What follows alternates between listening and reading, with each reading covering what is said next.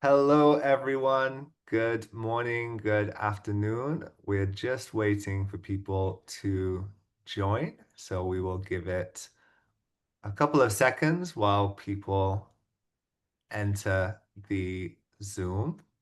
Looking forward to having this discussion today. My name is James Ellsmore. I am the CEO of Island Innovation, one of the partners for this event, and I'll be the moderator um, for this roundtable discussion, Unlocking Debt for Nature Swaps. Looks like people are more or less in, so we'll kick off. As you all know, this session is part of a broader agenda to explore innovative finance models for climate and for conservation.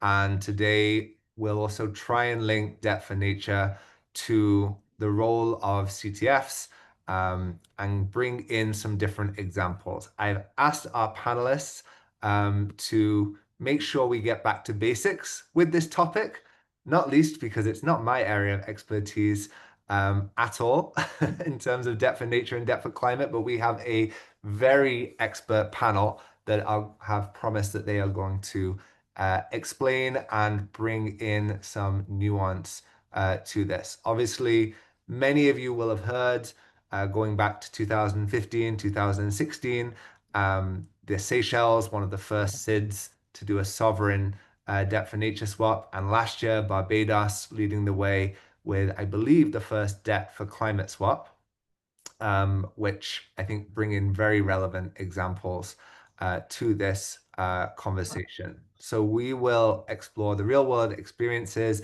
from the government and from the CTF angle, some key challenges to the implementation, legal, financial, and institutional, and crucially, the potential for this model to be replicated across the Caribbean to the SIDS context. So this will be a roundtable.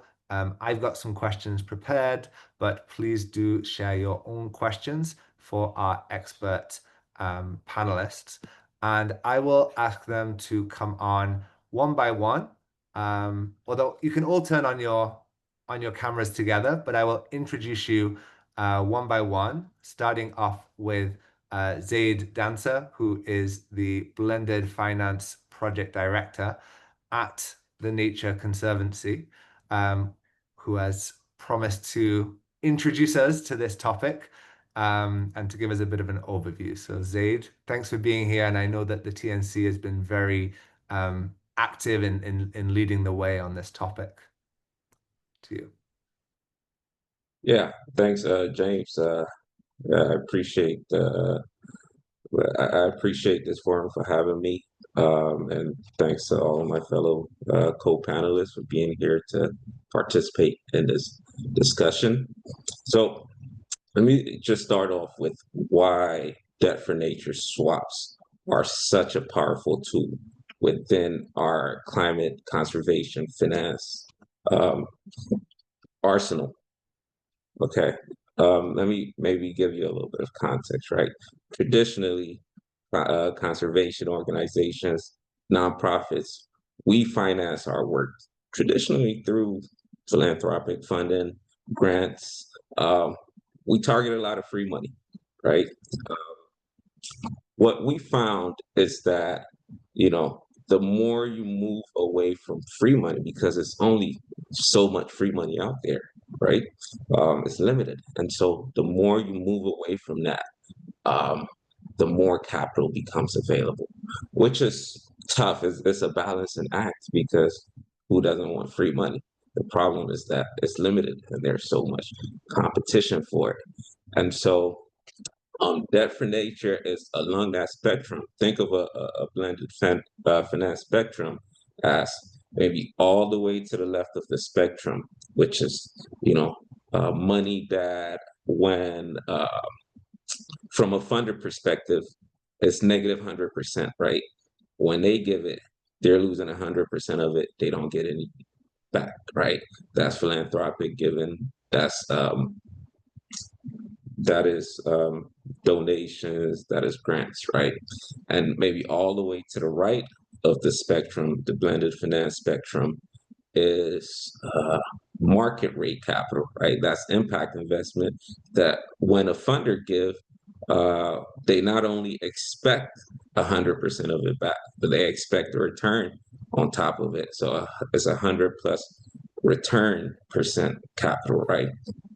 And that's the two ends of the spectrum. And along the middle, there are a whole bunch of things that we can play with, right?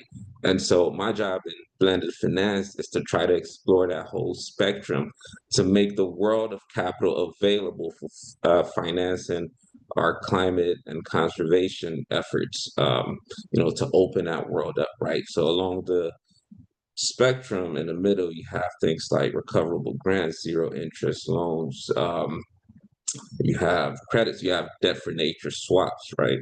Um, yeah, but even with that, there are concessions along that spectrum, right? So you talk about zero interest, 0% interest loans, for example. Um, a funder is still making a concession because they're giving up the returns that they could have gotten elsewhere if they give you a 0% interest loan.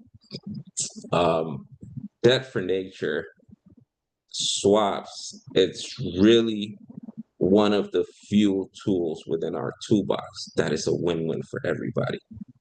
It's a win for the funder or investor, it's a win for nature, and it's a win for the government, right?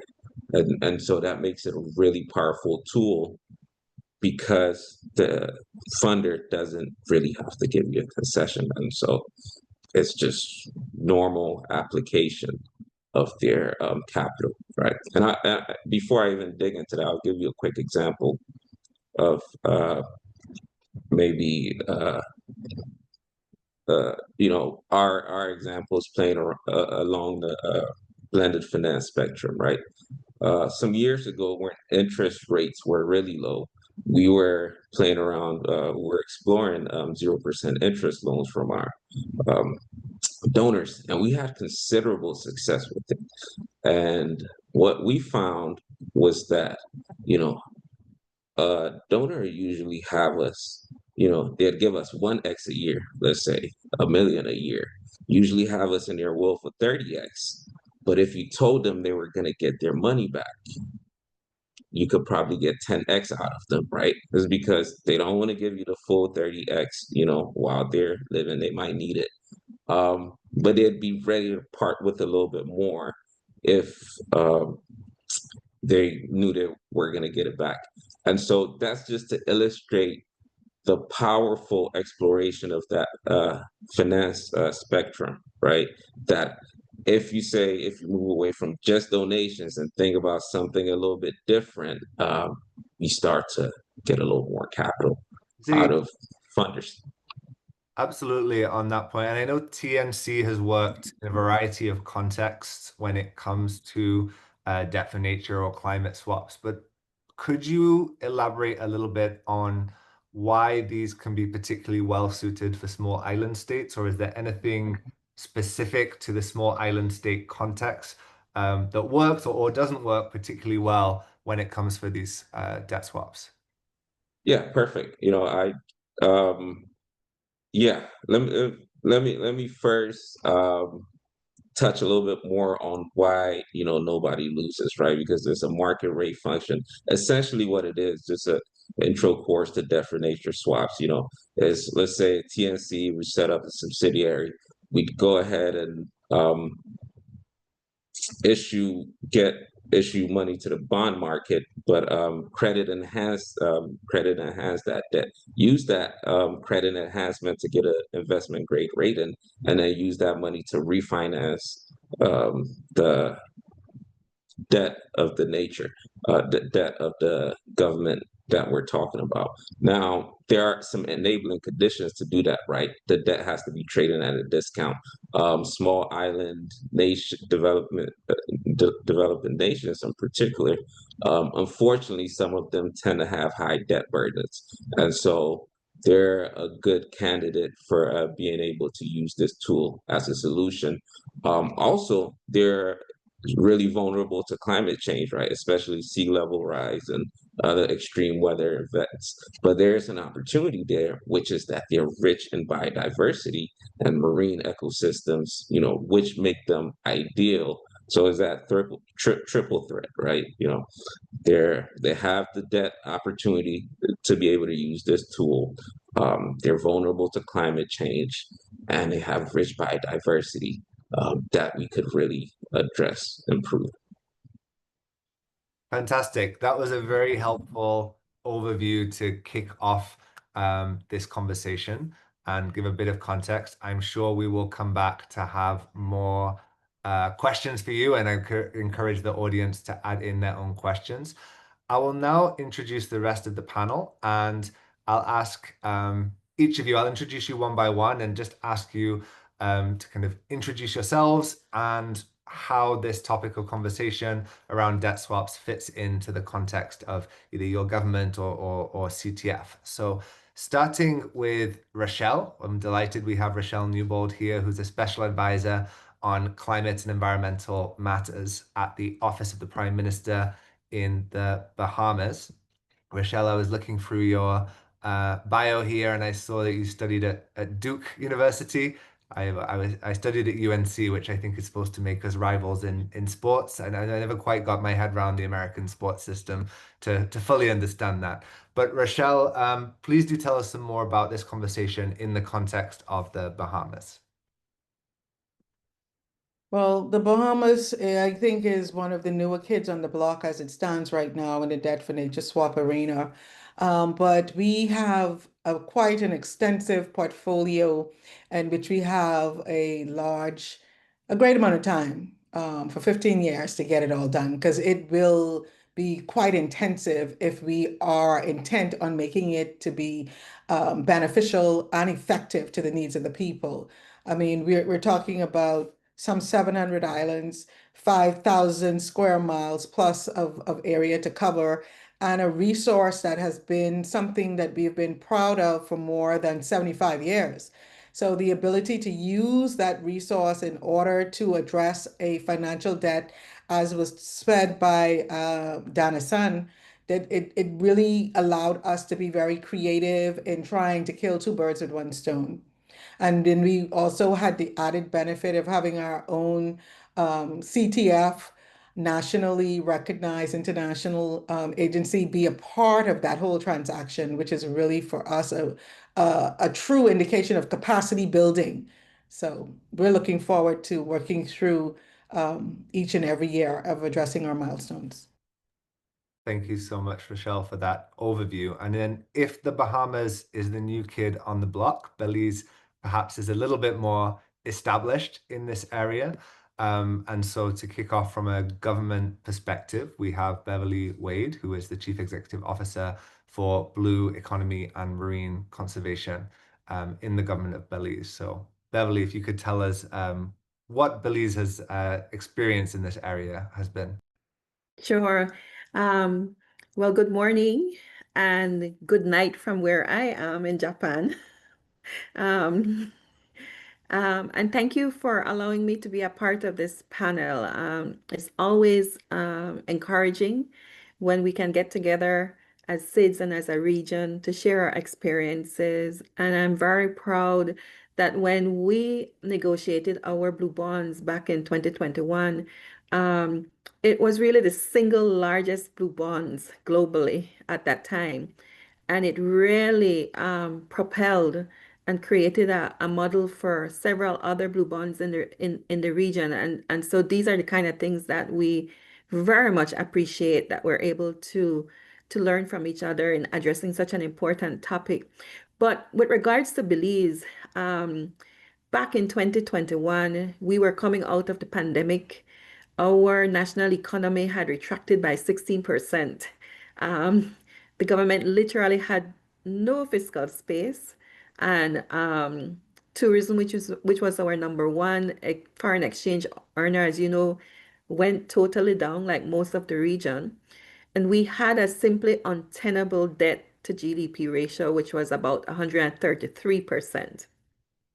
And so what this opportunity did for us was to allow us to restructure debt and to allow the government to have fiscal space to not only invest directly into our blue natural capital, but to also invest in other areas. Um, what the transaction did for us, it allowed us to save significantly, one, on our single largest external commercial debt.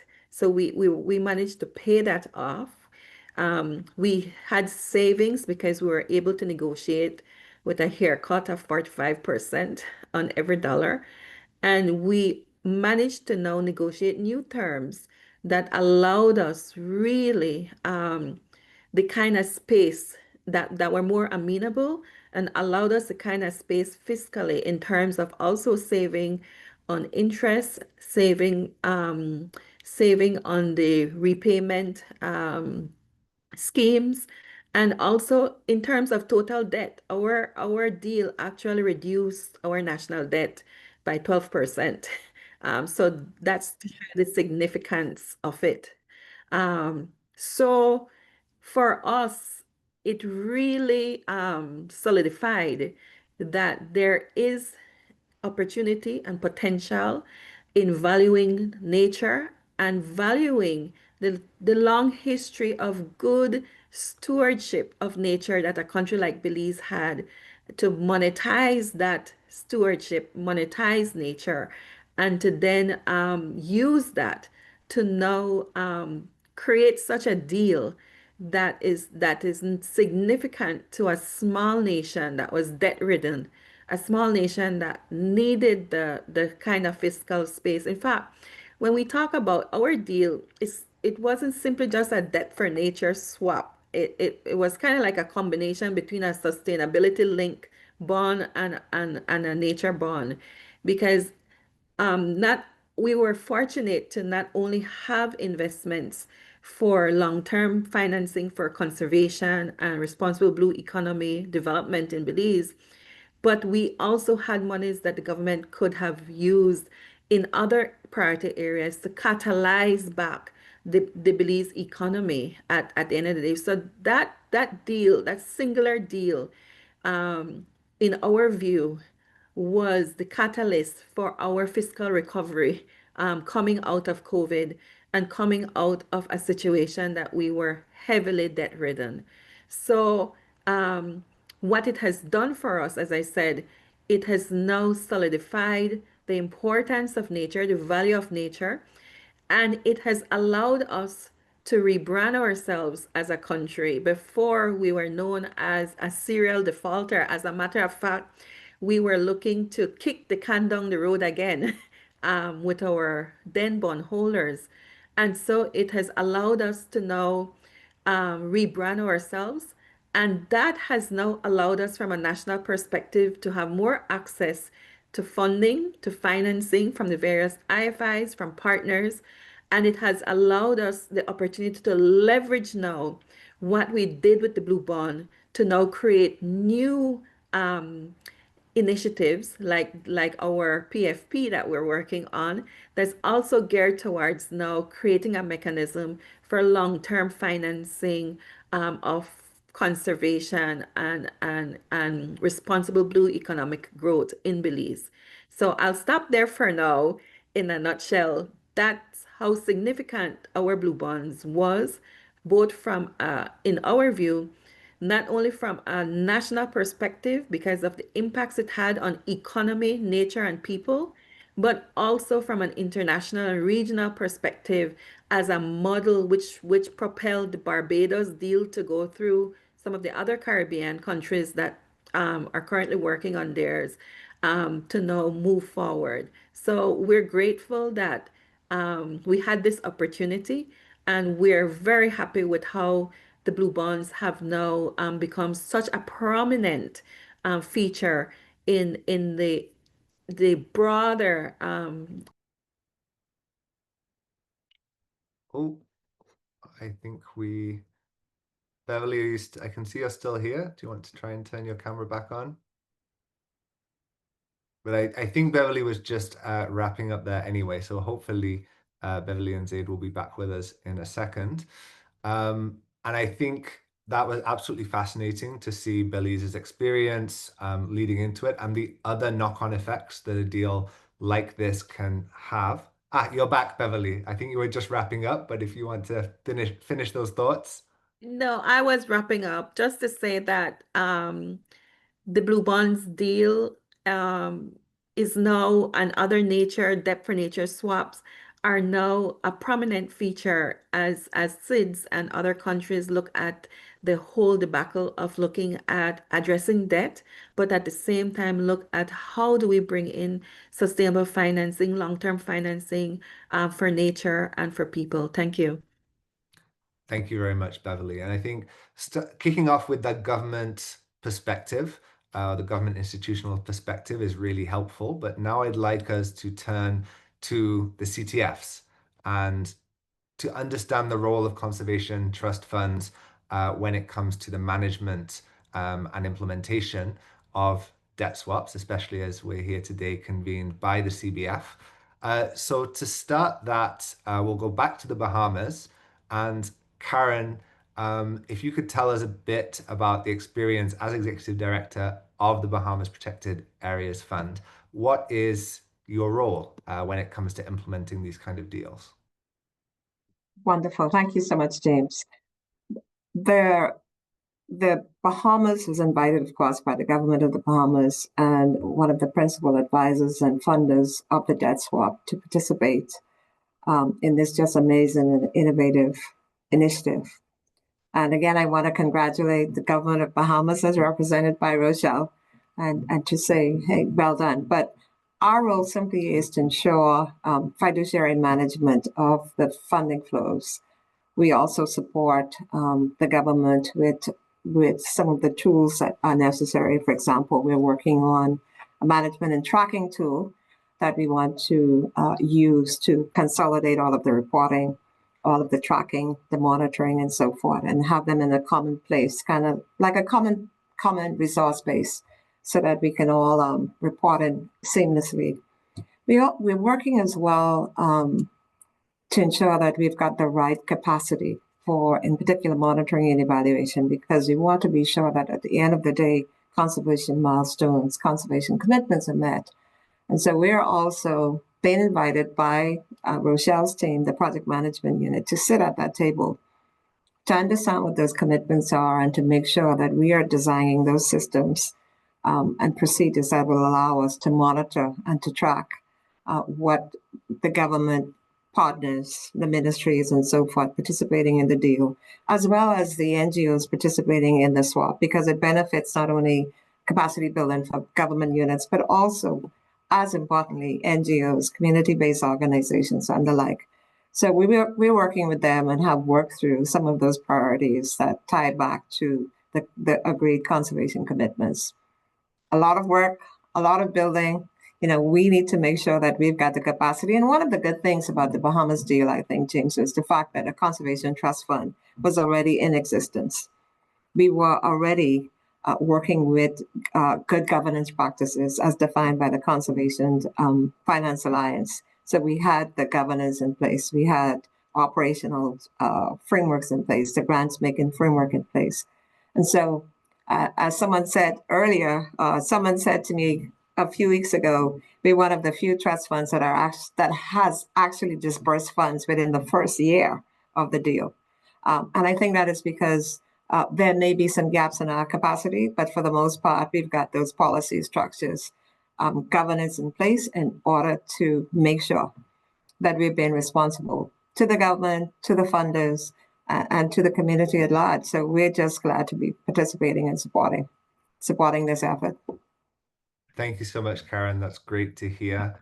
And I agree that the role of the CTF exploring that in the implementation and maintenance of these programs is critical. And so that brings us on to Dr. Leandra Cho Ricketts, the Executive Director of the Belize Fund for a Sustainable Future. Dr. Cho Ricketts, can you tell us more about your experience in Belize and the ongoing maintenance and role that you play in the swap?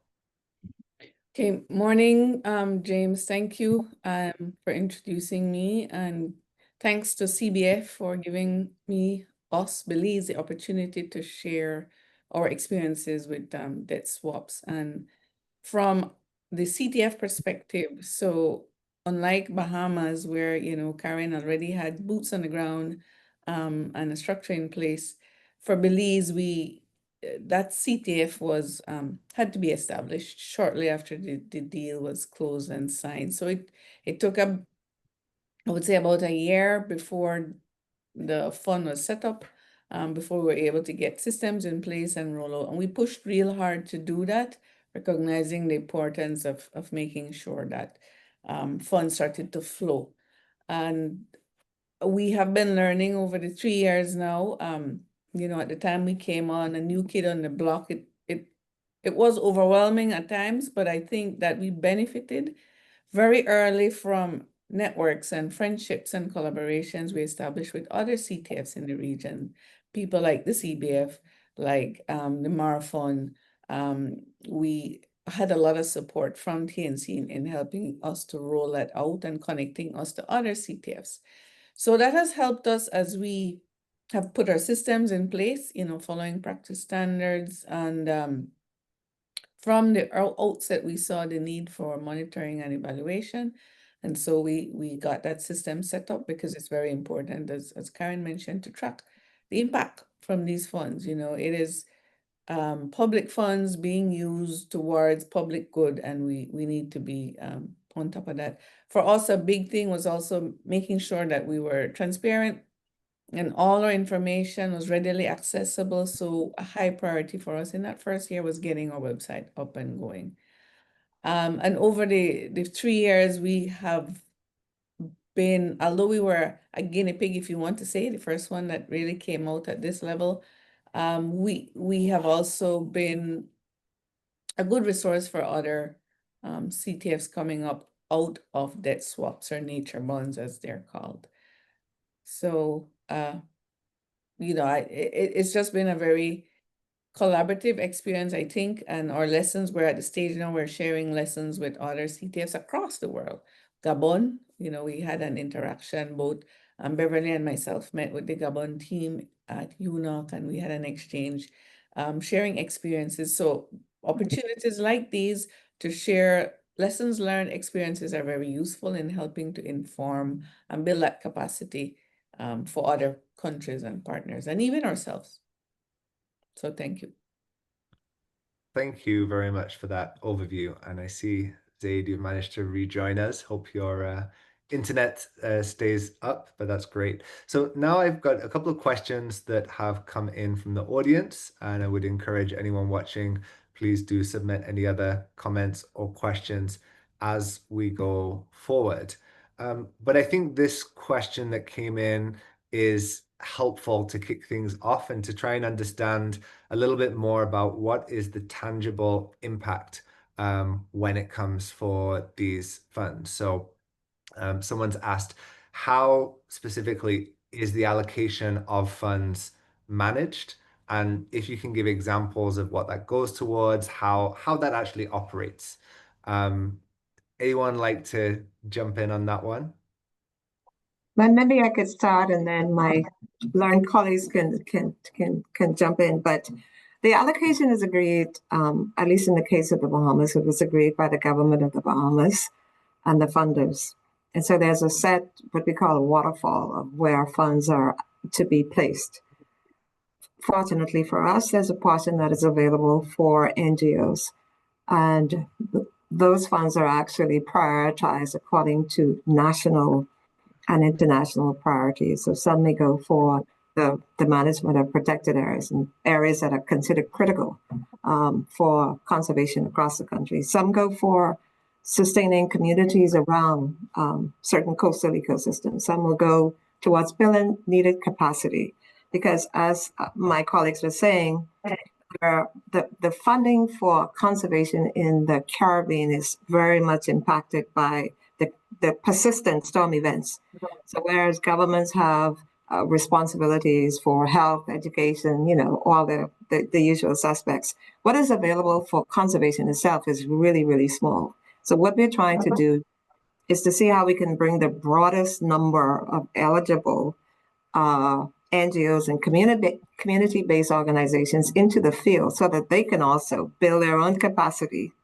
They can support these conservation commitments, and at the same time as they're building it with human capacities and technology and the like, they're also becoming better ready themselves to access additional funds. One of the other things we're doing at the Bahamas Protected Areas Fund is reusing this particular initiative as evidence for us to access other types of funds, green climate funds, adaptation funds, and so forth, and looking to see how we can show by our adherence to certain policies and procedures that we have the capacity, have the fiduciary responsibility in order to access some of these broader pools of funding. And with that, we're hoping then that we can use the funding flows from the Debt Climate Fund, that portion that we can manage, funds from the other multi and bilaterals, and then funds from the private sector, which is significantly more than anything else that can come in order to sort of shape sustainable development and livelihoods across the Bahamas. So it's a number of different opportunities we're working with, including the rollout of a Blue Economy Incubator that's coming, that we believe will be able to help communities and others, for sustainable development. Oh, that's exciting. I look forward to hearing some more about the Blue Economy Accelerator as well. And Karen, on that question, there was something else that maybe I'll go to you as you're on screen. Someone was asking, do the natural assets need to fall under a formal protected area necessarily, or are there other ways to assess and package that? In your experience, have you got an answer for that question? Well, I think I'd like SPA Newbold to actually respond to that. But from what I've seen, yes, to a certain extent, those areas that have been protected must be the ones that have been identified as priority for the country. But she may want to add more to that. Okay, right. We'll go to you then. So just to add, to further add to what Karen said earlier about what the funds are going to be used for, and she predominantly spoke to the CSOs and NGOs accessing the funding, but the funds are also used to help build the capacity to the government agencies who have the mandated and regulatory responsibility for the areas that are identified under the conservation agreement. And the question as to whether the areas have to be under a protective clause.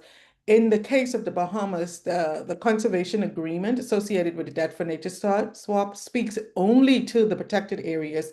We have more than 70 odd protected areas throughout the archipelago. And we were faced with the challenge of being able to properly manage, enforce any regulatory requirements associated with those areas, and to make sure that there is, as I said at the beginning, a beneficial output that communities can actually tangibly see and contribute to. So our agreement has different levels of benefits, and it has different financial pockets that can be accessed by different actors, all in an attempt to make it comprehensive and biodiverse in terms of the interplay with the private sector, the NGOs, the CSOs, and the government, because it's all of us which will make that environment much more beneficial, productive, and efficient in terms of its contribution to the country at large. Thank you, Rochelle. Leandra, would you like to jump in? Yes, thank you, James. So I will, in response to that question, contribute from Belize, where we've, as I mentioned earlier, I've had 3 years on the ground, give you an overview of where those monies have gone and the kinds of impacts we're seeing, and then have Beverly speak more give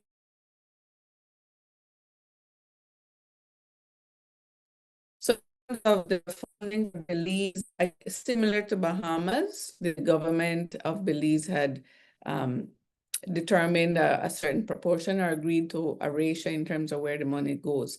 So essentially from the grant making portion that goes out, which is at a minimum of 80% of those funding, half would go to the government, half would go to non-government partners. And the government portion is managed through a mechanism called government strategic allocation. And the fund partners with a government coordinating unit called the Blue Bonds and Finance Permanence Unit. And they coordinate with all the agencies to define work plans and proposals for what that funding would work towards. And of course, it is directly working towards achieving the conservation commitments. But I leave the expansion of that to Beverly. In terms of the non-government side, so that investment in the beginning was going through competitive grants, so annual calls. After our, I would say, first call and we began adapting different windows to respond to the needs we were seeing and challenges that we're seeing in terms of accessing funding. So after our first grant call, we saw that a lot of CSOs, a lot of communities didn't have the capacity to access the funding like your well-established NGOs. We were just getting grants going towards NGOs, and we realized that we were not being inclusive enough. So we looked to find ways through strategic partnerships of how we could begin to do that. But also we developed a tailored community grants window that provides an opportunity then for community groups that are registered but don't have all the capacities, whether it's project management, financial management, to access that funding. And we rolled out that first set of grantees last fiscal year in our third call. But we also developed some strategic partnerships where we can engage key entities, whether they're managing marine protected areas, are the co-managers of these, or whether they are working with communities and groups that they can kind of be an intermediary to help them along. Overall, since the Belize Blue Bonds have started being implemented, we have approved over 12 million US in funding. And of this 7.7 million has been dispersed on the ground, split between the government activities, the GSA, and the non-government grants. And overall, that supports about 14 marine protected areas, which is over 600,000 hectares of Belize. These are already established marine protected areas. And this is occurring through partnerships with co-managers and the government. And I think so far we have a total of 27 projects, including the GSA, the government strategic allocation. So on the government side, there's been a lot of impact and activities, but I will invite Beverly to share that with you. Thank you, Leandra. So I just want to say, like the Bahamas, the ratio for funding is enshrined in our agreement. And so our agreement states that of the funding inflows that comes in from the Blue Bonds, from the government of Belize into the fund, that not less than 40% at any time should be available to the GSA, which is the government strategic allocation. So that ratio can change over time. It can increase. It depends on the needs. I just wanted to say that, and that is really determined by the conservation fund. And as I said, it depends on the needs. For now, we have a 40-40 split between what goes to the government strategic allocation and what is available for the grants, the grants awards program. So also our agreement is a little bit broader than protected areas. And so it has these conservation milestones, which are basically our commitments that we're supposed to deliver over the first 8 years of signing the agreement. And it is quite expansive, really working on setting up the kind of enabling environment and important frameworks for blue economic growth in Belize. A part of that, yes, is the Marine Spatial Plan, which is huge for us. It's a Marine Spatial Plan that spans our entire blue space in Belize. And within that Marine Spatial Plan is the realization of up to 30% protection of our ocean space. When we signed on to the Blue Bond, Belize was already on track with 30 by 30, which it had agreed to before 30 by 30 was formally adopted through the Global Biodiversity Framework. And so at that time, we had approximately 15% of our total ocean space already protected. And so it is expected that as a matter of fact, next year in 2026, we're expected to deliver on our Belize Sustainable Oceans Plan, which is our marine spatial plan. And that would then have us with a plan that speaks to up to 30% of our ocean space protected. But outside of that, it's a plan that would have rationalized the space and to say how we're supposed to approach it from an economic perspective and also from a social perspective. And so we're pretty much advanced with that plan. Currently, the time frame for that plan was within 5 years after the signing of the agreement. But there are other key things that our agreements look at, and another one is really strengthening governance.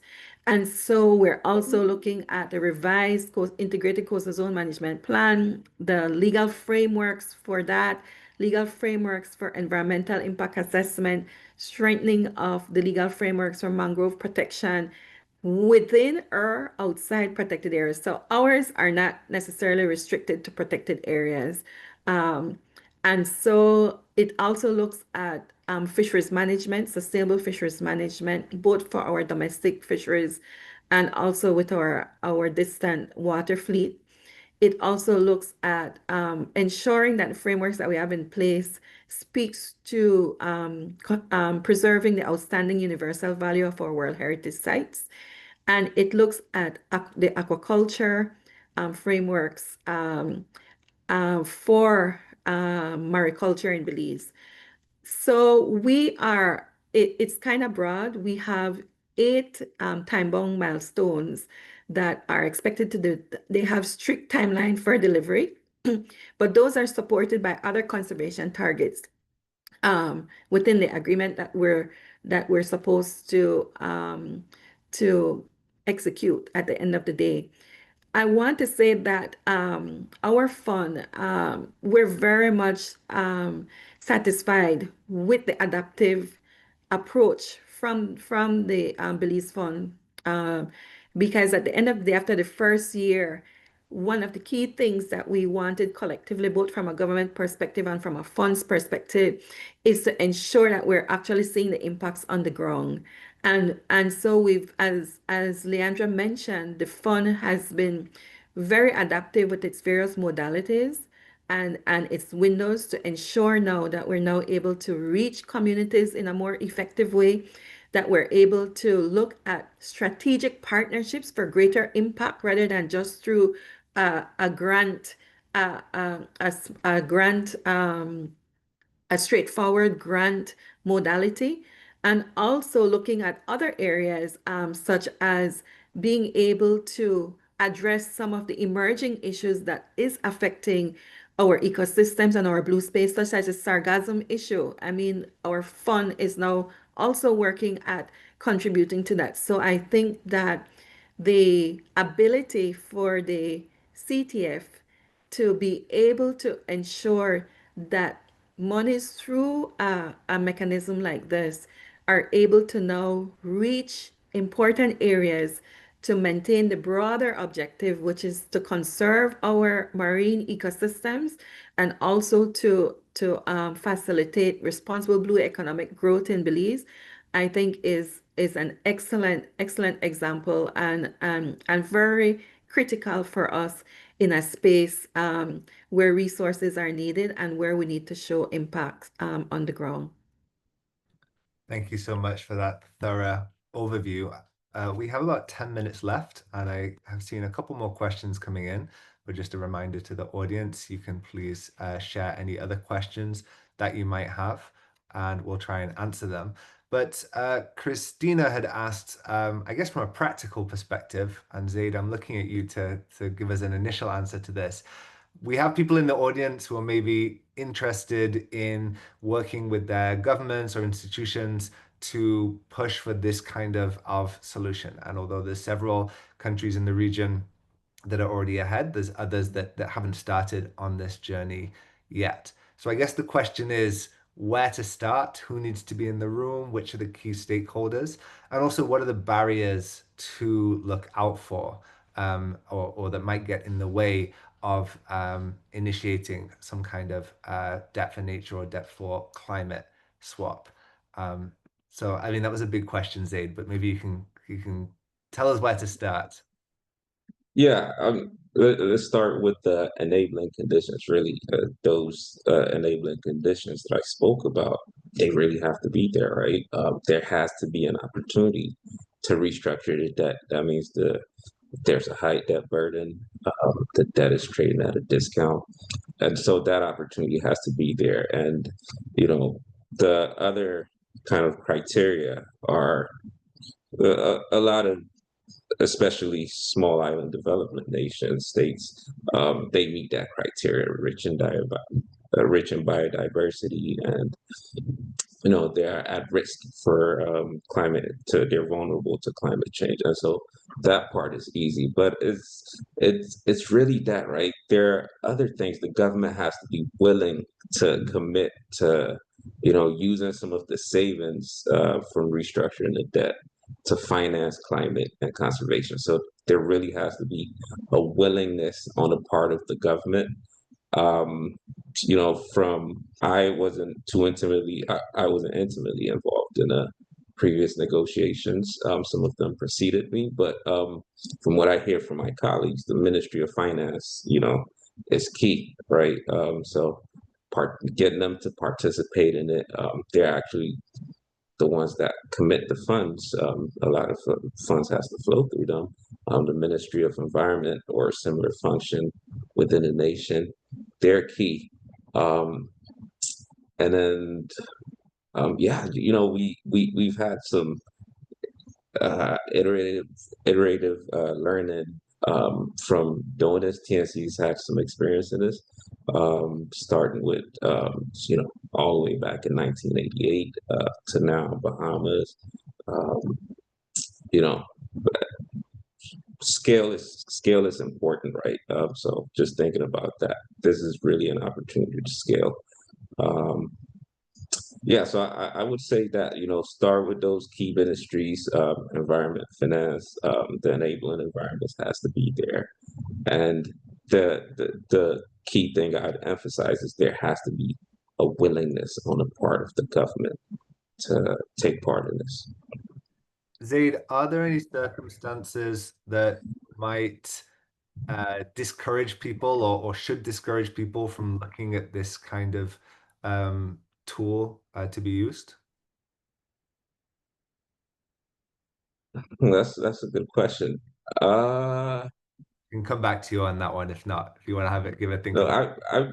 I would just say that, for us, it's for me in the finance world, right? I come from finance, and it is one of the only tools that I've seen that is a win-win for everybody. And so this is really powerful tool if the conditions are there and you could do it right. The investors don't lose out when they're investing into the bonds because it's a credit enhanced. It's backed by the development finance institutions and the likes of them. The government gets to save. You talk about Bahamas. I think they were saving somewhere around 132 million or something like that. And so the government gets to really save a lot of money and commit some of those savings to finance climate and conservation, and nature wins. So yeah, uh, this I don't know of any kind of negative or detractions from this. Okay, very interesting. That's I I just wanted to note very quickly and say it maybe you but there is a toolkit that was established by the Nature Conservancy for countries that are interested in now looking at these kinds of deals. And I remember that toolkit was launched last year, Zaid, if I'm mistaken, by the Nature Conservancy. And so there are a lot, there good information out there to start to inform countries that want to look at this kind of thing. And And there are a lot of now we have more players in the space that are now willing to work with governments. A lot of the MDBs have now been playing a major role with these deals in SIDS and in the region. And as they said, they're strategic partners like TNC, Pew, and some of these other organizations. But there is a toolkit that was launched by TNC on this, and it was and I know that we participated in the development of that toolkit. So it's an important resource that people can tap into. That is exactly right. That is great. It's our Nature Bonds toolkit, and it's kind of a roadmap to get there. Thanks for pointing that out, Beverly. Yeah. Just put the link for Can I that. just add real quickly, James, Yeah, if go I ahead. may, the need to have all of the anticipated actors at the table as quickly as possible. They need to be sure that roles are identified. And what we did early in the process is to have these capacity gap assessments performed, not only on the Conservation Trust Fund ourselves, but also as the government is doing now on its entities and on other partners. So I think that communication, that engagement as soon as possible is helpful. Fantastic. Thanks for that point, Karen. And I've just put the link to the toolkit that Beverly mentioned in the chat in case anyone was interested. I look forward to diving into that. Seems like some good content there. So we have just a couple of minutes left. If any of you have any burning any burning comments that you haven't had chance to make yet, now is the time, or any parting words to share. Maybe I'll go to each of you quickly for some parting words. Rochelle? So I would say that in the development of such a project, I think all actors should be realistic about the timing. And because it's a really fine-tuned dance when you're dealing with the debt holders and the benefits and the funding that you want to use. I would also state that everybody needs to be realistic in regards to the intended outputs. Like I said, our program runs over 15 years in order to achieve 13 milestones. So it's important that nobody sees this as a quick and dirty kind of thing because it does take time, effort, and commitment of not only resources, but human capacity and a political will to carry it through legislative arrangements that may need to come into play and or commitments by the government to ensure that the outputs are fundamental and prioritized in its development because ours is going to run over 3 administrations, and it's clear that the benefit to the country, despite the administrative heads, are always going to be the same, and to make sure that that is clearly defined and the public are aware gives the impetus for the continued and forward momentum of it. Fantastic. Karen, do you have any parting words to share with us? Yes, very quickly. I guess I'd want to say that the conservation agreement itself may not speak to every possible situation or scenario or condition that may arise. I would encourage the actors as they move along, though, to work in the spirit of the agreement and to recognize that we're all moving together towards one common goal, and that is for benefits for the country. So I think once you have that, even when you've got these not thought of situations arising, we can keep our heads together and continue to work towards the goal. And I just want to say publicly that Rochelle has been very critical in that, working very, very closely with the moving forward of the agreement. Thank you, Rochelle. Thank you, Karen. Beverly, any parting words? Sure. I just want to reiterate two things that I've heard from Rochelle, and the first one is that the political will, in my view, is first and foremost important. You're dealing with a space that is very heterogeneous, multiple stakeholders, um, both from a government, from a private sector, from a non-governmental perspective, and from people perspective. And so it requires strong political will and a championing of an initiative like this to see it through. The second thing is that I encourage all countries to be very organic and be as muscular as you can in the negotiations and in the formulation of the agreements. What my colleagues from Bahamas have just said is very much true. You're dealing with livelihood issues, you're dealing with country priorities. So you must have a plan. You can't expect that the agreement will then create the plan for you. You must come there with an understanding of what are your national priorities and how it aligns, and where we need to go. Um, that's the first thing. And the second thing that I really wanted to say is that at the end of the day, we have to ensure that we are considering that we have a people-centric approach to these agreements and to conservation. And that is something that the government of Belize have been heralding from the very beginning, that we have a people-centric approach to conservation in Belize because we have to find a way that through these agreements we're able to impact the people who are on the ground, the users of the resources, and those very people who will then be affected by the various environment and frameworks that we're putting in place. And so we have to consider that, and only so we believe that we'll be able to see tangible and true impacts for development, people, and nature. So I just want to leave that there. Thank you. Thank you, Beverly. Leandra, any Hi, comments? thank you. You can be brief. So, We don't have long. sorry? If you could be brief, we need to wrap up. Okay, yes, I'll be brief. So my colleagues have said a lot of points that I agree with, but I want to speak from the implementation side of these debt swaps. And there are two words there I see as crucial: partnerships and opportunity. So partnerships are crucial when it comes to the success of Nature Bonds implementation, and we've certainly been seeing and learning that here at the Belize Bond Fund.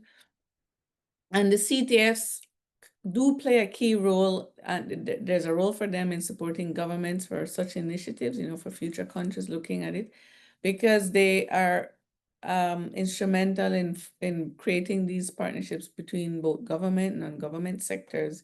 And they're able, by their very nature, to help move and create impact on the ground by getting these fundings out. In terms of opportunity, debt swaps provide opportunity for leveraging further partnerships to mobilize additional funding, whether multilaterally or private philanthropy, because again, CTFs can access both areas. And so, it's really a plug for CTFs and their role in countries and partnerships with governments for debt swaps and more. Fantastic. Thank you. That was a very informative session. Looking forward to diving into that toolkit launched by TNC, which was shared here.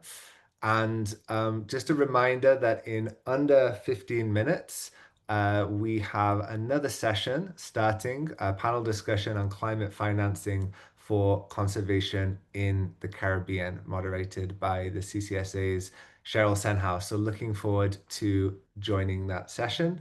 Details are in the chat as well. Thank you again to panelists for those interventions, and very big thank you to the Caribbean Biodiversity Fund for convening today's sessions. Have a good day, everyone, and see you in 15 minutes for the next session. Bye-bye. Thank you.